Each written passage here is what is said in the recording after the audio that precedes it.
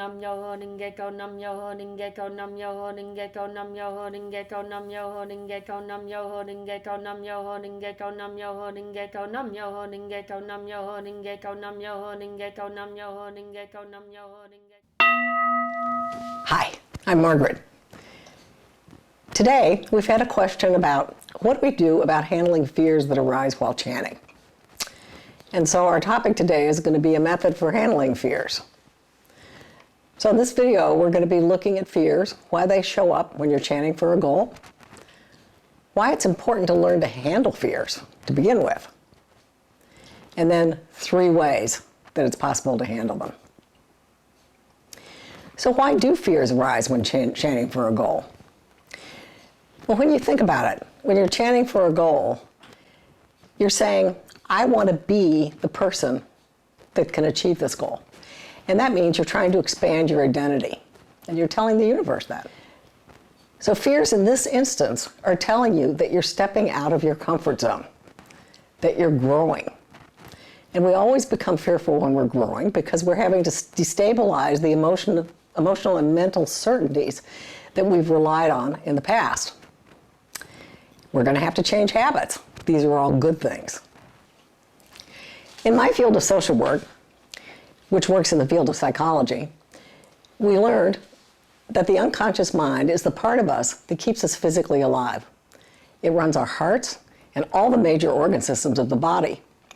It's responsible for all of the unconscious processes that allow us to do complex tasks. Think driving, gymnastics, and not have to think about it.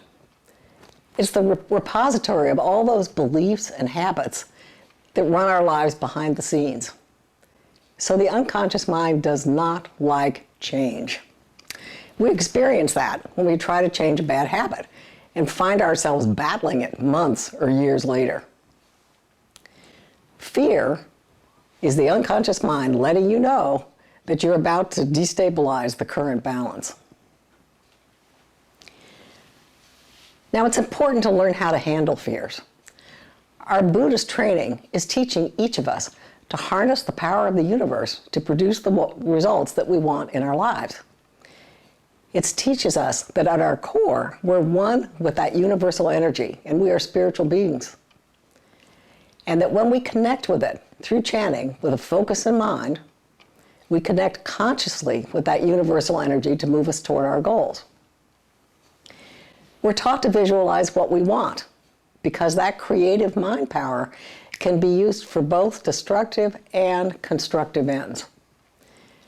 We're dwelling on and visualizing the very things that we're afraid of. We can manifest those. When we focus on lack, limitations, or discord, we're going to see them everywhere. So what we're saying is that what we give our attention to grows. This is because the mind is creative, and thoughts have creative energy behind them. So if we nourish and dwell on our fears, we're supplying the energy for the vigorous growth of those fears. And we don't want to do that. When we remain focused on what we want, we're using that creative energy in a really positive fashion. Then, what we give our attention to grows to produce the results that we want to achieve. We become in charge of our world, and everything opens up.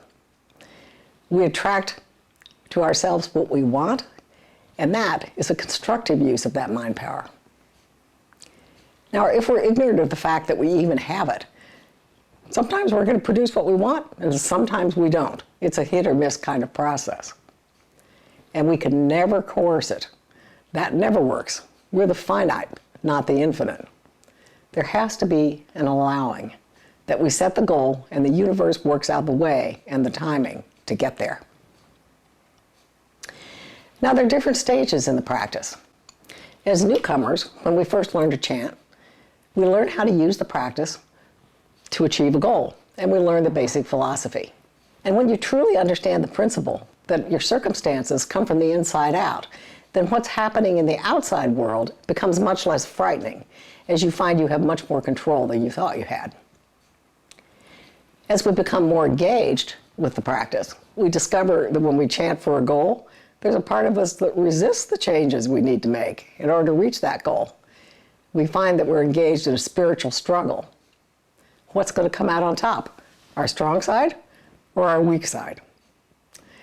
We find that to reach our goal, we have to learn to focus our will, our minds, and our emotions on what we want. This isn't easy, as there are many hindrances and obstacles to deal with. Faith grows as you achieve results you were sure were impossible. If you move further still into the practice, the challenge becomes learning how to keep focusing your mind so that you remain positive, so that you can master all those fears, habits of mind, and limiting beliefs, which you have learned from society and from friends, and which now operate unconsciously. This is the process of learning to master the mind, rather than having the mind master you.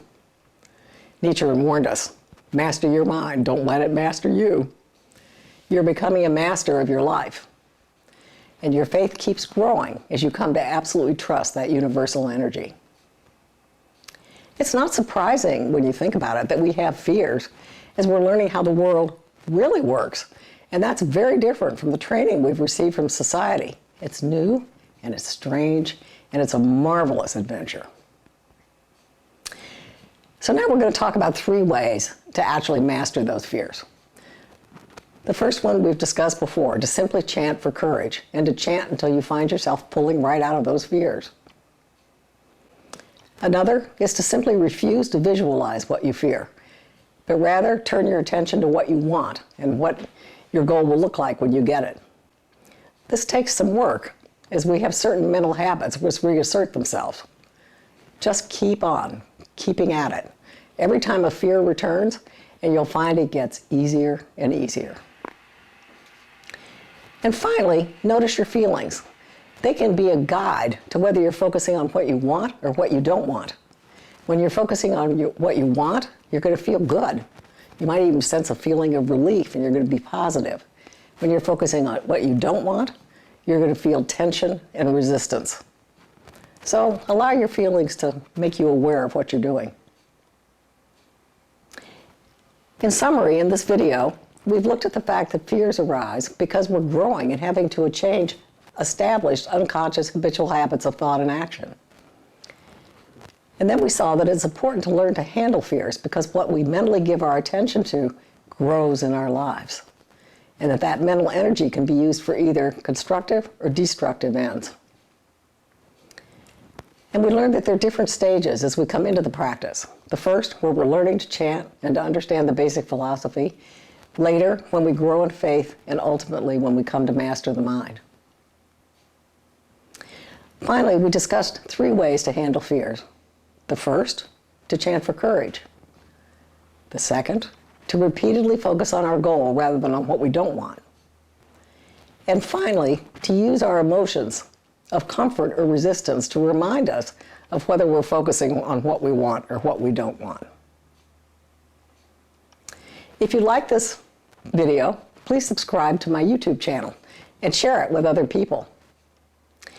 And here are some other blogs you might find useful. The first, do you know why you shouldn't chant about your fears? The second, when I chant, my mind goes to my fears. What should I do? And the third, how to use your mind when trying to achieve a goal. Now, I want to hear from you. I'd be really interested in other questions that have come up as you use the practice. And I'd be interested in hearing your thoughts and comments.